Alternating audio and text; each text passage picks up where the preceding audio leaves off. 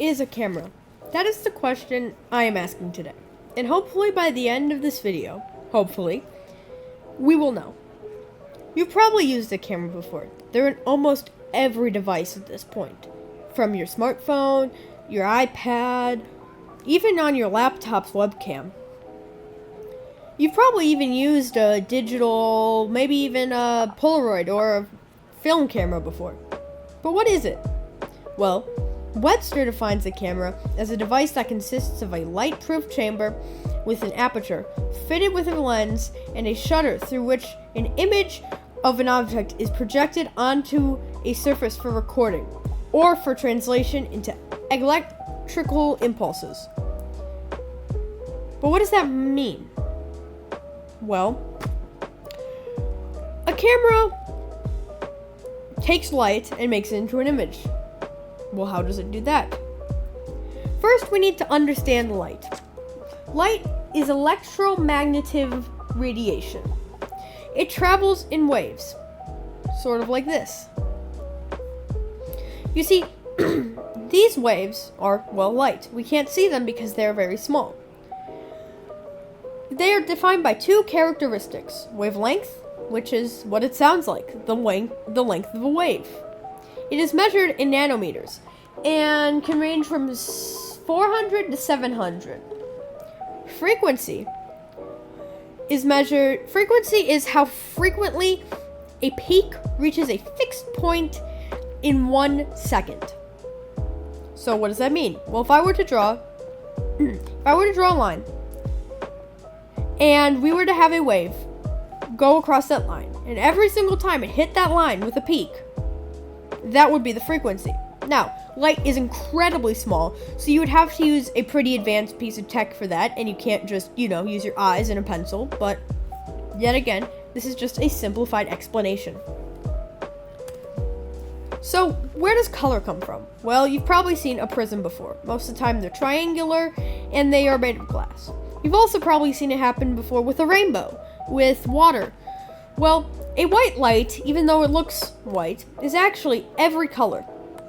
And when it hits something at a certain angle, like a prism, or rain, or water, or whatever, then it splits off into colors. Because white light contains every color, every frequency, every color, every wavelength. So, what determines the colors? What determines what's red, what's orange, and what's all the other colors? Well, that is frequency and wavelength. Frequency and wavelength work together. The longer the wavelength, the lower the frequency. The shorter the wavelength, the higher the frequency. You see, red light has the lowest frequency, meaning it has the longest wavelength. Violet has the shortest wavelength, meaning it has the highest frequency. Now, all the other colors fall somewhere in between. But there are colors that the human eye cannot perceive. These are higher frequencies, and that they are so high frequencies with such small wavelengths that our eyes, which perceive color through rods and cones, cannot perceive it. So, how does an object have color? Well, it is highly debated if objects are colored or not. You see, some scientists believe that objects don't actually have color and it's just the light reflecting. That the object itself just reflects light in a certain way, but that the item itself, beyond human perception, does not have color. Now, that is quite complicated, so I'm not going to get quite into it today. But, basically, an object has its color by every single light color being absorbed into the object, except the color it emits. So an orange, per se, would get hit by orange, and it would bounce off into your eye, and then we perceive the color. But all the greens, blues, all that, they get absorbed into the item. Now, it's not like the item gets hot or anything, or you can feel it. It just happens. The colors get absorbed, and they don't reflect. The reason certain colors reflect is just the molecular surface of each item. So, I know that was quite complicated, and hopefully I was able to get my point across. So, what was the first camera? How do cameras work? Well, Hopefully, me doing a brief history will help you understand how a camera works. The first camera was called the camera obscura, but it wasn't truly a camera. It was closer to nowadays what we would call a projector. So imagine I have a dark room with a small camera lens, a small little glass lens in one of the walls. And I have an object. That object, the light bounces off of it into the camera lens, and that light is refracted, projecting it onto the wall. But because the light is refracted, it inverts or flips the image. That's why many things appear to be upside down. Now, the image that was projected could not be saved without tracing.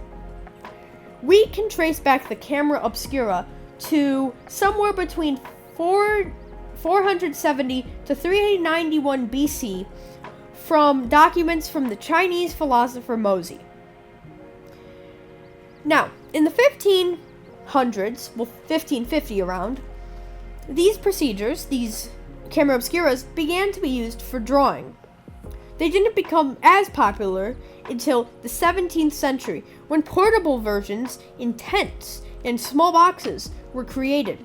So an artist could have a figure or anything projected onto the wall, and they could trace it on a canvas, and then all they have to do is flip around the canvas to get the image in the correct orientation. But these were not like the modern cameras we have, because these you still had to trace an image to make it permanent. Now, in 1727, before the first camera was actually made, a study was published by Johann Heinrich Schultz. It was known that certain salt solutions, like silver chloride, would change colors when exposed in the outside, but they didn't quite know why. Schultz he was able to figure out that it was due to only light and no other chemical reaction that was caused by being outside. Nothing to do with oxidization or anything, only light. 55 years later, Carl Wilhelm Scheele found that silver chloride was especially susceptible to darkening due to light exposure. And after it darkens, it cannot be dissolved or disassociated in an ammonia solution. The first person to make use of these methods and this research was Thomas Wedgwood. You see, he took pots, my beautiful drawing of a pot, and he covered them in the silver nitrate solution. Then he put objects like leaves or insect wings, and he left it out in the sun. When he removed these insect wings or leaves, the color around it due to the silver nitrate would darken, but under it would still be light. Now, sadly, he did not know that you needed a fastening liquid, chemical, or agent. So sadly, his goal of creating images, permanent images, using the camera obscura failed. Now, in 1826, Nicephore Niepce, sorry if I'm mispronouncing these names, made the first permanent photograph using a wooden box. It was quite simple. It was just a very, blurry image of the view outside of his window, and it took 8 hours to expose. But it was still the first ever photo. It was made from pewter coated in bitumen, which is a salt solution, and pewter is a wood. After his success, I gotta look at his name again.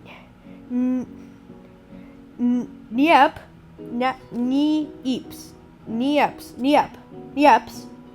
After his success, Niepce began a partnership with an inventor named Louis Daguerre. During this partnership, Niepce worked with different chemicals to try to improve the image contrast and add more detail so you can be able to tell what it is. Daguerre worked on reinventing the camera obscura and trying to make it an easier, more improved design. Sadly, in 1833, Niepce died. But Daguerre would not let his death go in vain as he continued his work, and by 1837, he had succeeded in developing extremely sharp images on plates coated in silver iode, and exposing them to mercury vapor, was able to fix them, and he was able to fix the images with a salt solution. This process came to be known as daguerreotypes.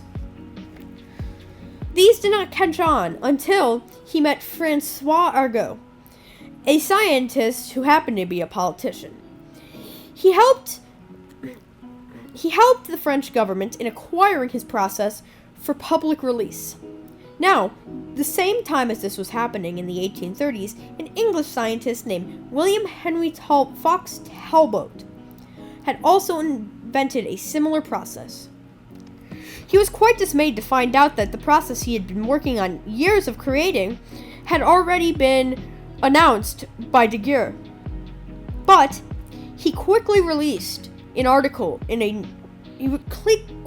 published an article about the process, and he was the first one to, publish an article about the process, so his name became well known.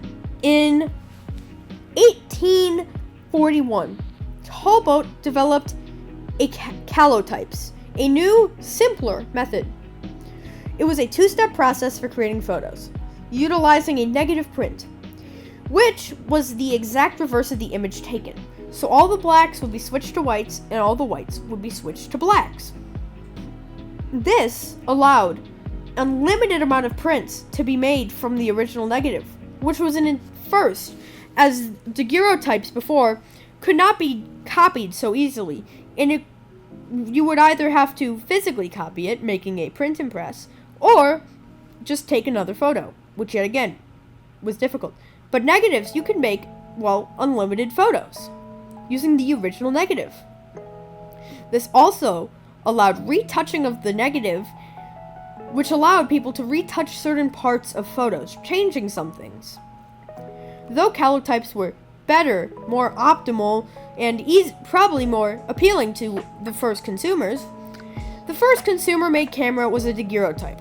It was made by Alphonse Giraud, who signed a contract with Daguerre to produce cameras. Each camera sold for 400 francs, which in American dollars today is $2,635.36. So, how did this camera work? Well, the camera was composed of two boxes, an outer box and an inner box. These would be kind of nested into each other, having the larger outer box like this, and the smaller box inside. The smaller box could be moved in and out of the larger box to focus it.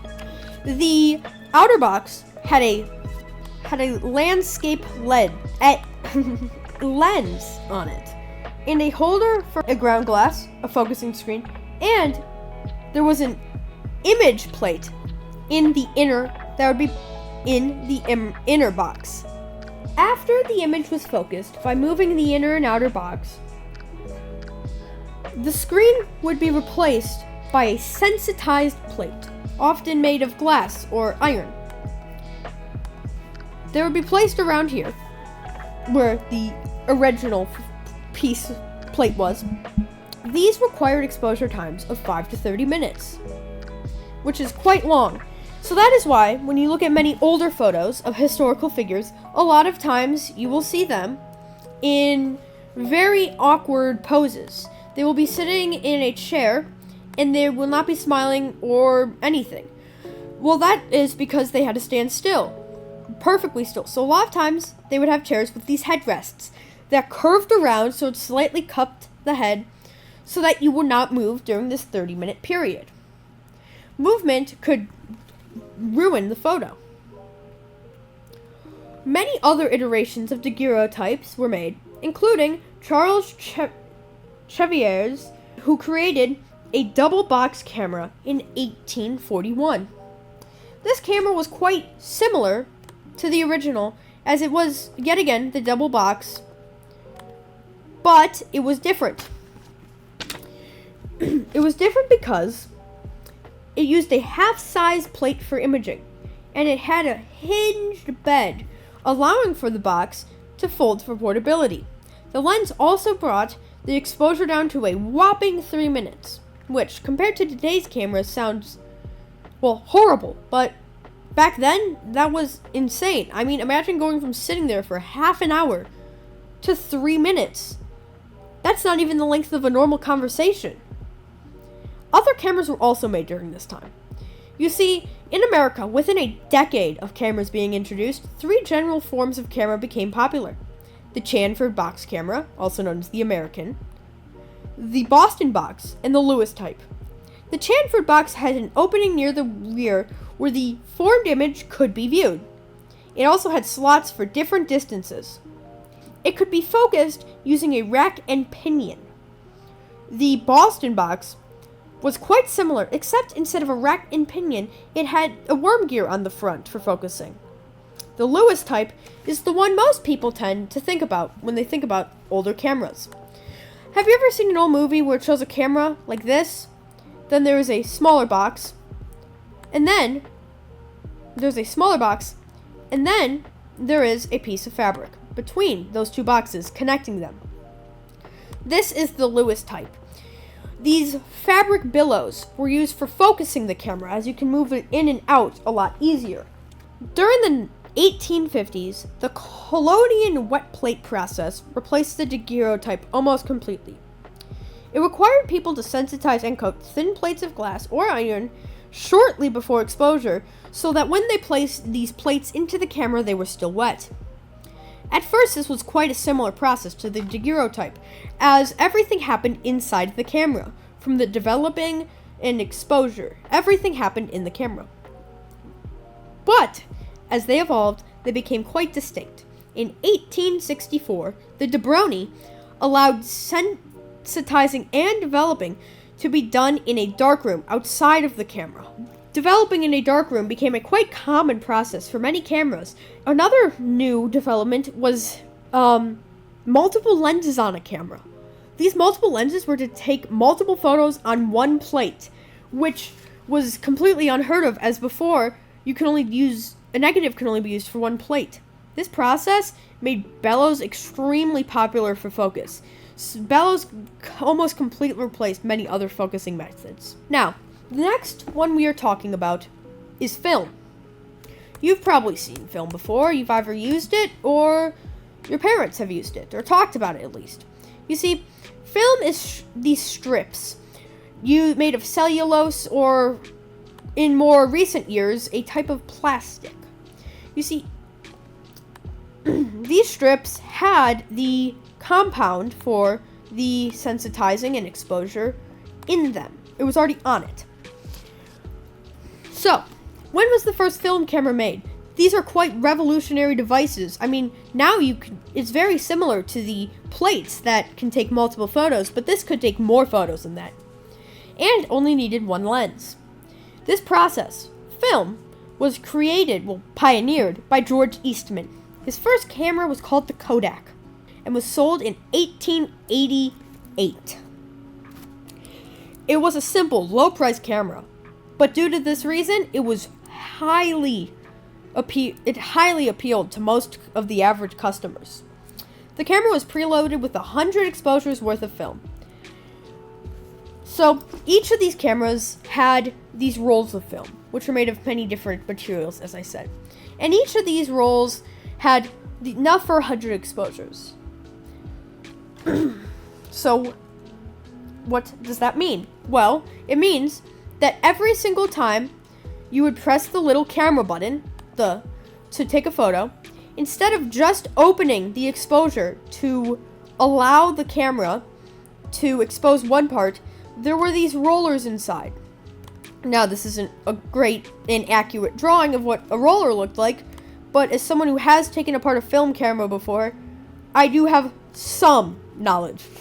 So, the film would be placed here, and you would spread it around here. It would go around here, and every time Now, some cameras had this built into the button, or some cameras had a separate dial on the side.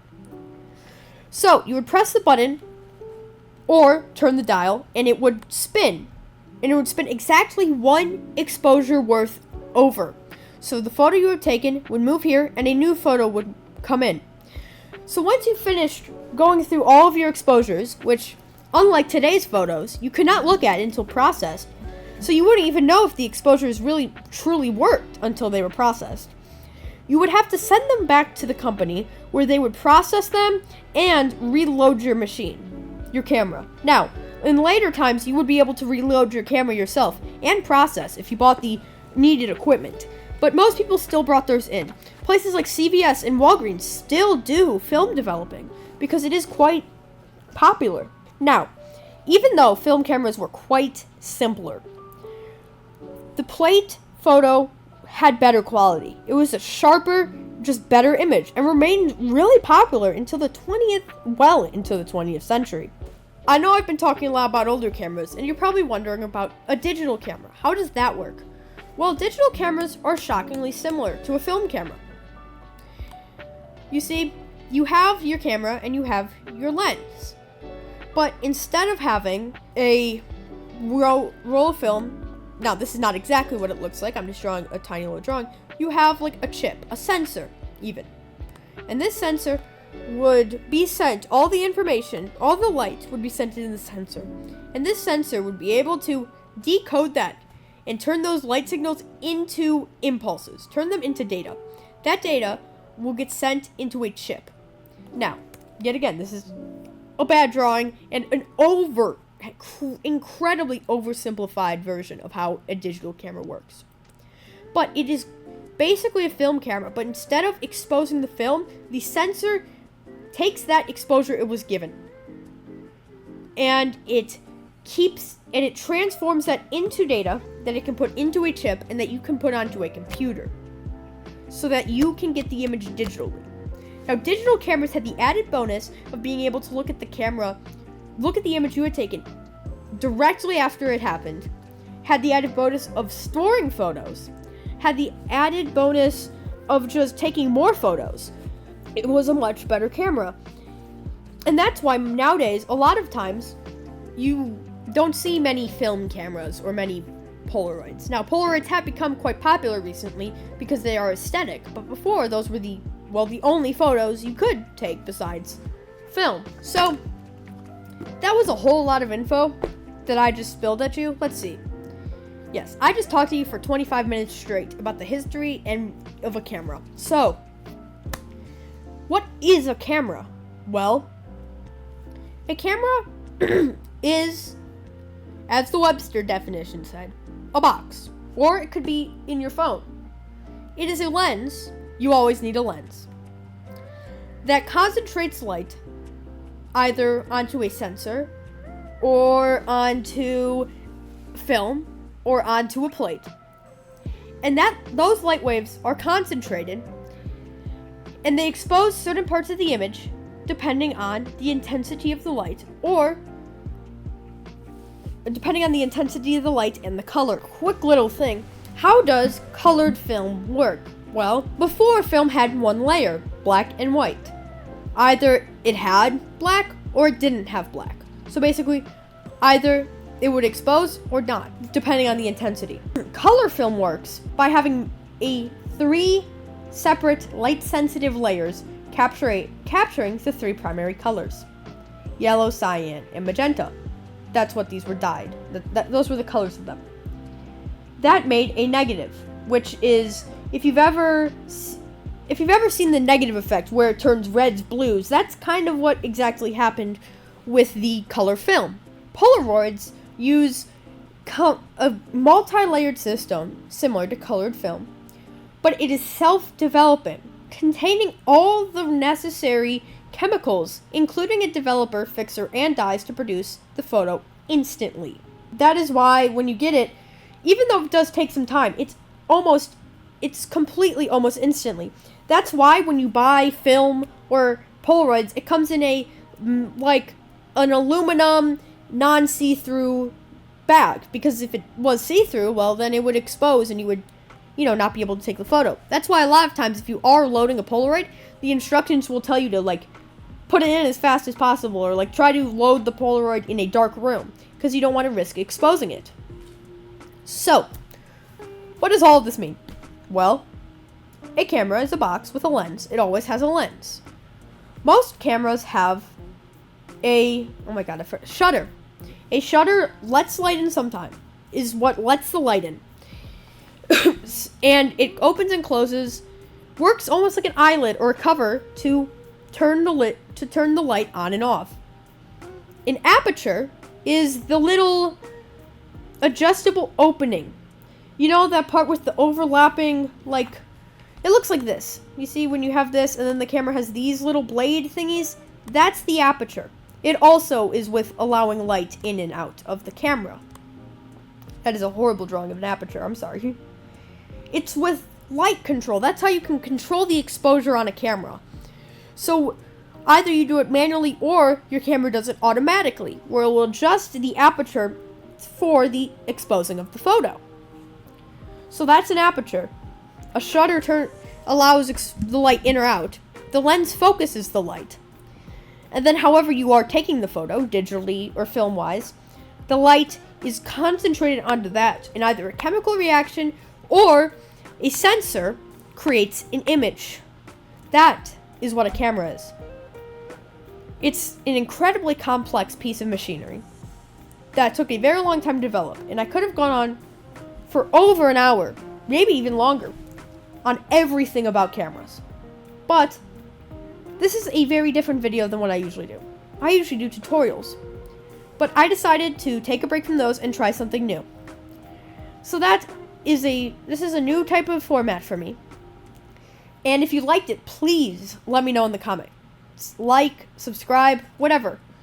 If you have any questions, I will answer them. If you want to see more of this, if you like this more than tutorials, please tell me. Yeah, so, yeah, dude. Sorry, this video is a little chaotic because, well, I am on vacation right now, and I have been extremely busy with school and a bunch of stuff. So I finally got time to relax, so this is a little rushed, but you know what? Why not? And yeah, I hope you enjoyed it. And please, let me know if you would like more.